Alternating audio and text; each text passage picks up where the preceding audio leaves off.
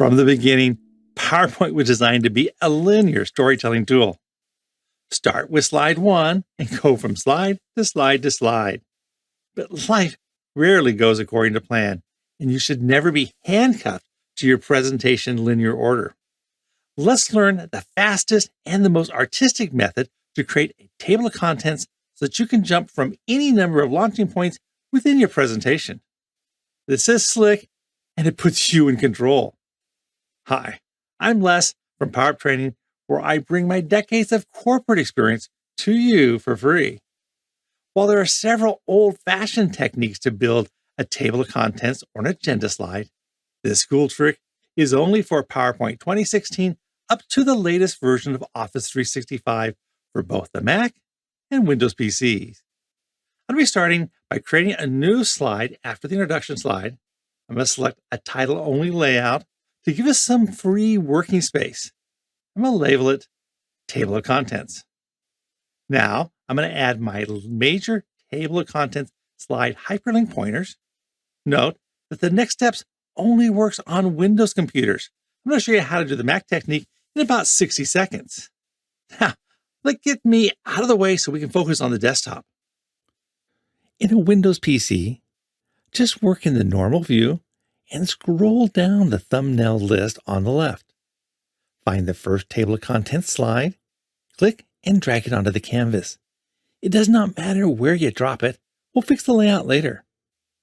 Scroll through the thumbnails on the left again and pull in your second contents entry and continue on down. Don't worry, dragging the left slide and dropping it onto the slide canvas area does not move the original slide. It's just creating our hyperjump locations. Let me speed up and get all 5 onto our canvas. For our Mac user friends, we can't do that drag and drop technique.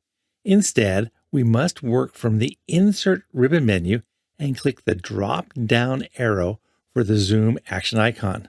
There, you select Slide Zoom, and from there you can go through and find the slide that you want to drop into the table of contents.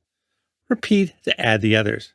Note that this technique will also work on Windows, but I still like the drag and drop we saw earlier. Hey, Windows users, wake up! We're now going to proceed the rest of the way together as friends for both Windows and Mac. We have all 5 hyperlink slides on the screen, but let's reorganize them to get them to fit. For the first row, I'm going to roughly position them where I want the top 3 slides. But we quickly see that the individual hyperlink mini slides are too big for our workspace.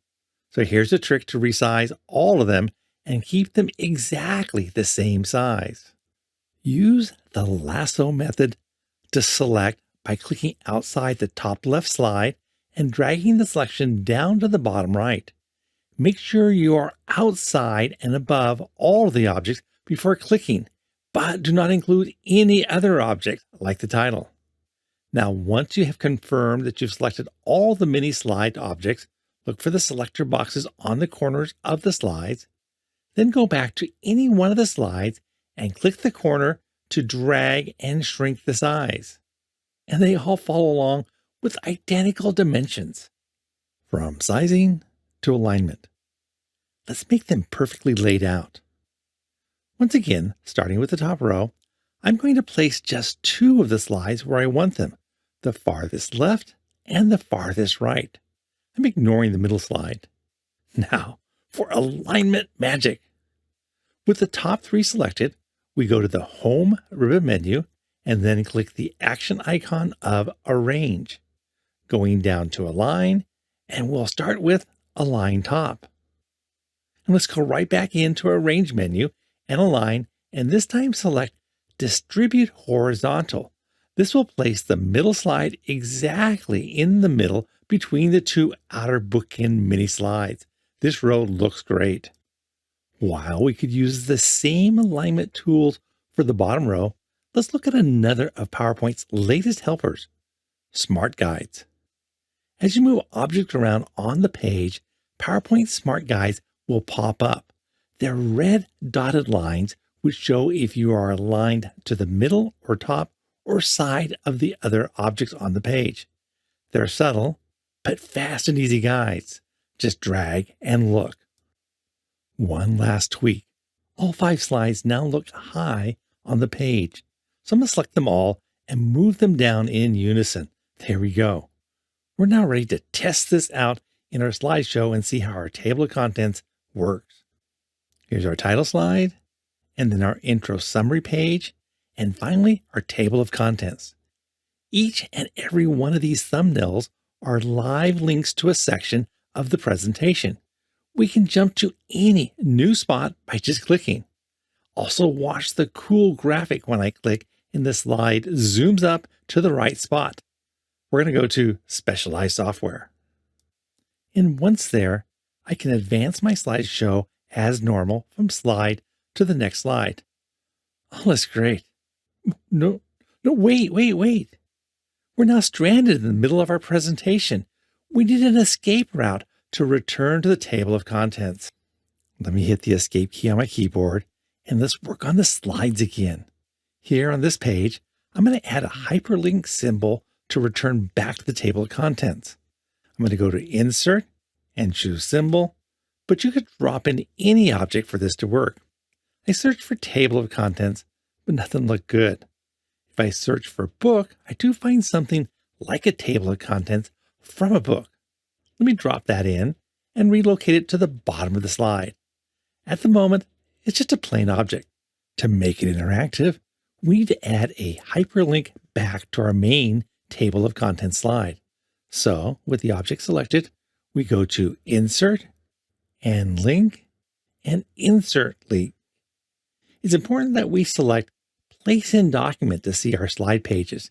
Here, I'm going to click slide number 3 with the title of Table of Contents and OK. Now, back to the slideshow to test it out. Title page, summary page, back to our table of contents. Watch the slide zoom in when I click Specialize, and now we're continuing back through the slides.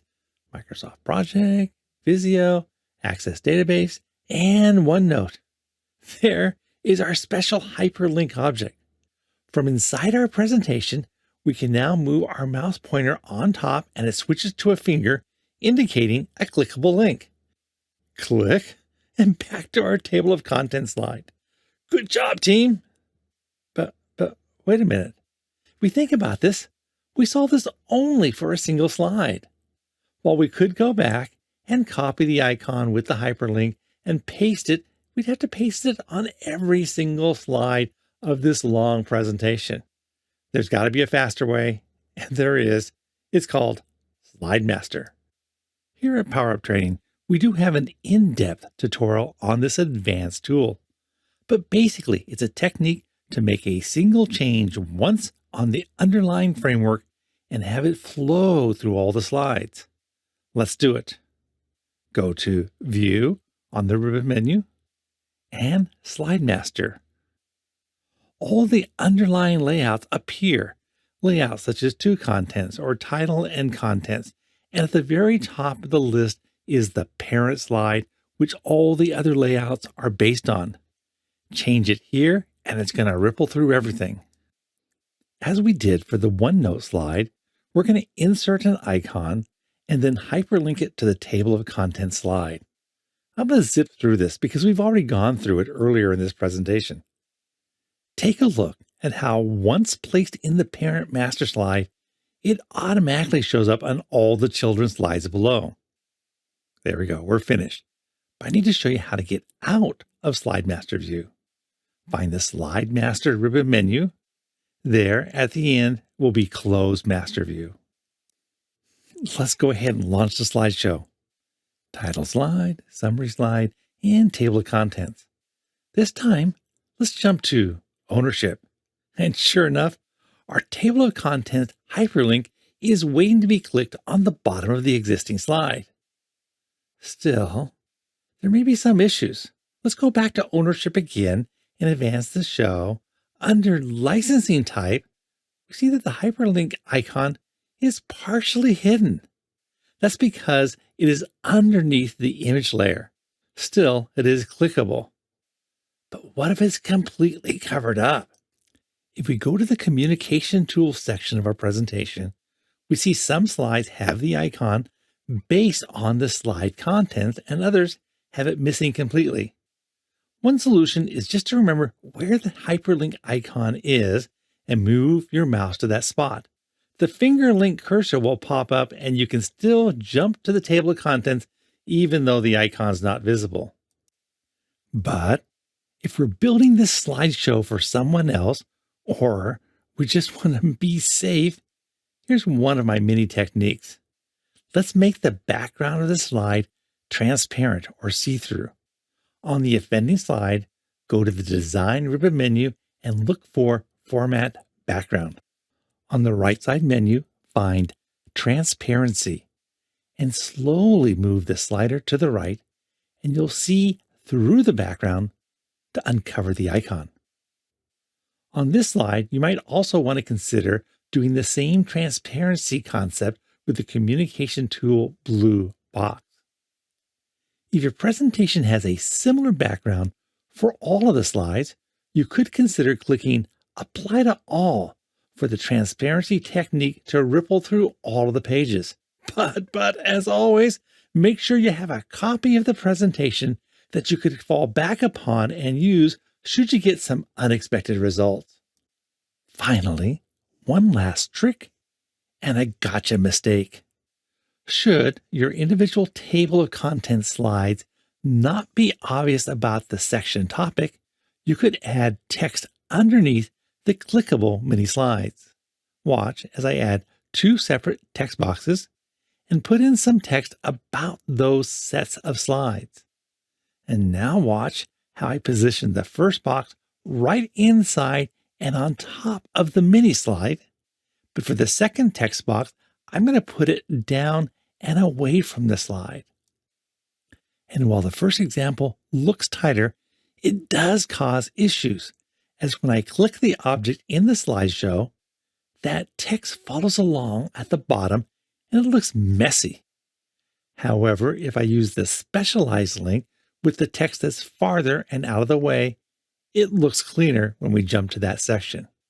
So do be careful where you place those text labels. This is just one of many cool tricks in PowerPoint, and I have more to share. Should you want to learn more about the Slide Master tool, look for this video tutorial. Or if you need to know more about the Zoom tool, because there's more customizations you can do to your table of contents, look for this one too. Remember to subscribe and share and give me a thumbs up. Until next time, go power up.